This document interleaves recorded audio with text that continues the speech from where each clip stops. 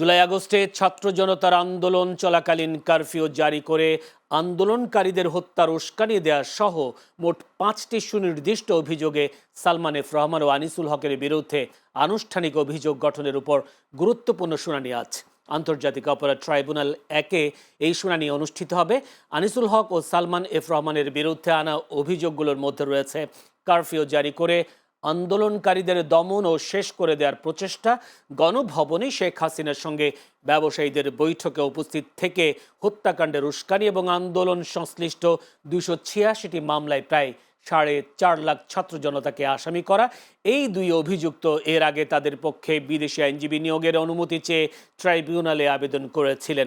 আজকের শুনানিতে ট্রাইব্যুনাল সেই আবেদনের বিষয়েও সিদ্ধান্ত নিতে পারেন বলে জানা গেছে।